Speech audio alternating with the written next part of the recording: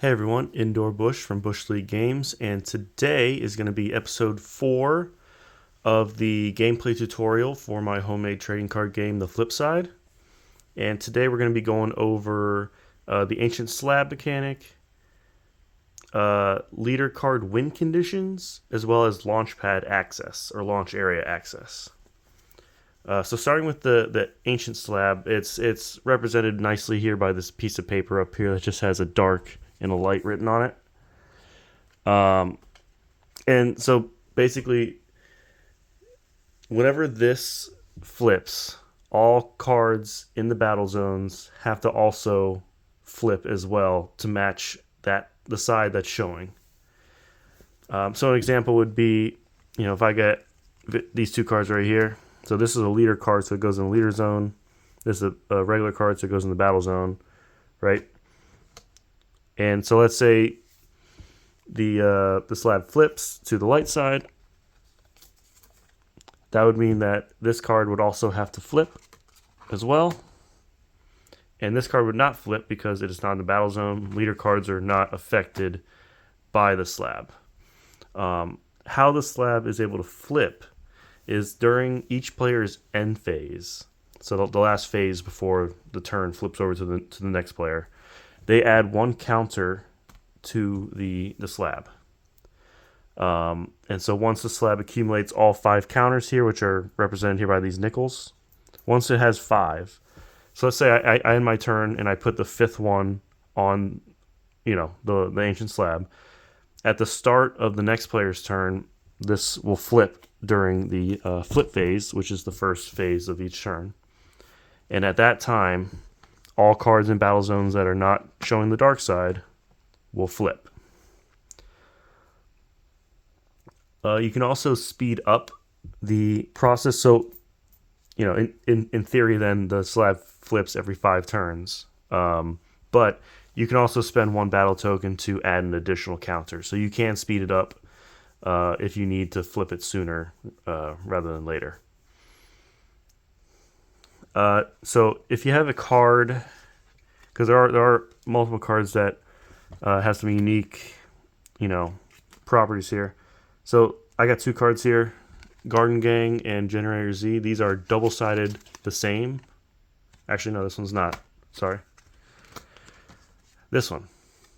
This one's light on both sides. This one's dark on both sides. And so how that would work, let's say they're both on the field here, and the slab flips to the light side. This one would not flip because it's already showing the light side. This one would flip even though it doesn't have a light side. It's still not matching, so it's going to flip. And so that's how that would work for double-sided dark light cards.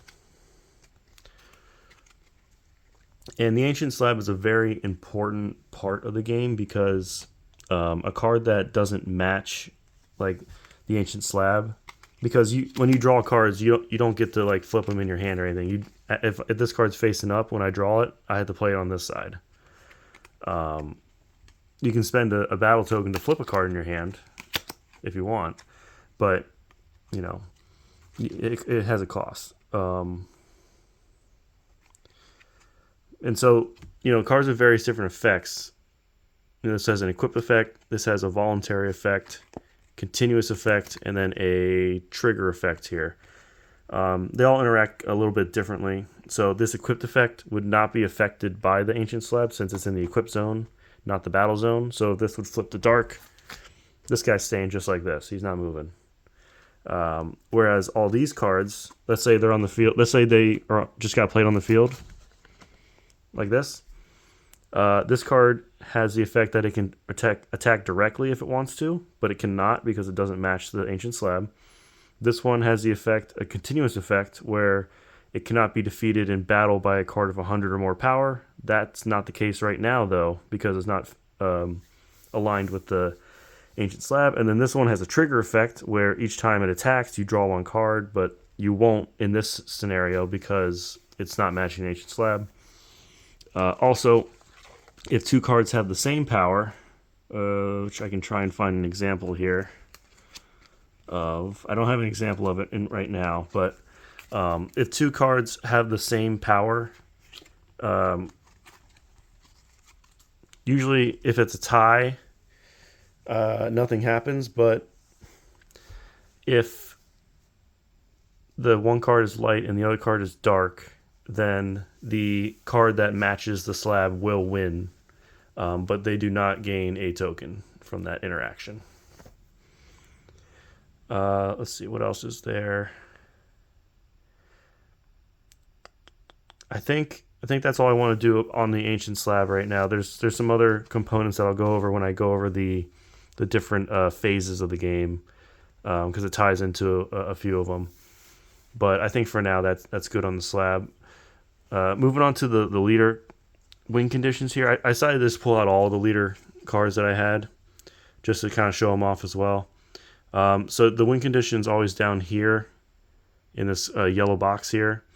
And the different symbols that you'll see an L, which means a light-sided card. You'll see a D with a black background. That's a dark-sided card. You'll see these question marks here, which basically mean any card works.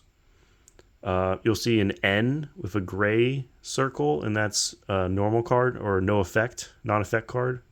And then you'll obviously see a green, red, and blue, which are the three colors of the game. As well. So each leader card has a different win condition. So, and they come in kind of like groups, I guess. So you got these three right here that all have to do with, light and dark sides. So you see you got one card that needs at least 8 light cards. This one needs at least 8 dark cards. This one needs at least 5. This one needs 5 of each to win the game. And you have to have 10 cards in the launch area that meet these conditions. It can't be like, if you have 8 light cards, you still need to get those 2 other ones to win the game. And so there's those ones. This is probably my favorite win condition here. This is just 10 non-effect cards. I really work hard to make sure the non-effect cards have a place in the game. That's why they have, lower costs to play if they don't have an effect. Like, let me find... Oh, it's over here. So grapple here, 150 power, only 1 token. Whereas a card of similar power that has an effect is going to cost 2 tokens. And so that's something I really try and stress, is that I want all the cards to be playable. Because I know in other games some of the non-effect weaker cards don't really have a place in the game. So I got that card, and then I got some cards that have to do with the total power of the 10 cards in the launch area.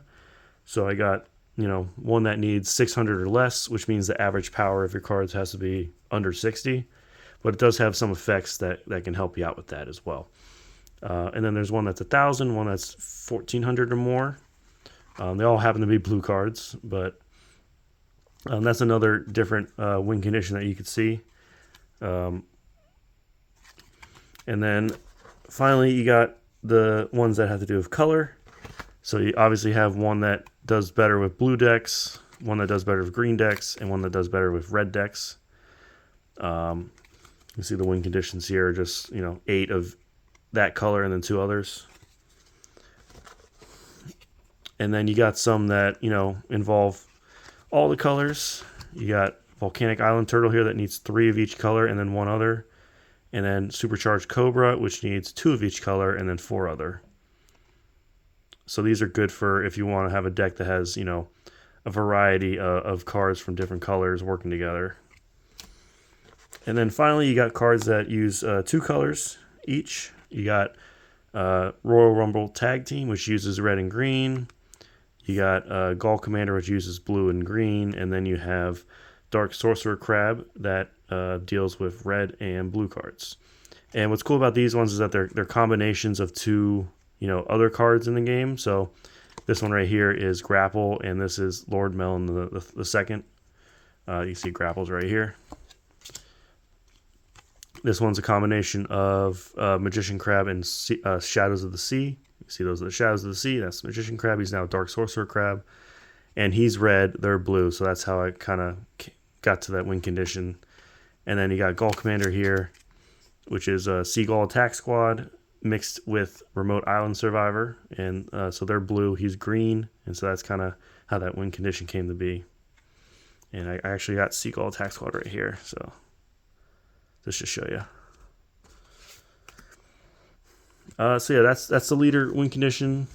It doesn't really matter what side they're on. The win conditions are the same on both sides, and you have to have 10 cards in the launch area that match the condition to win the game.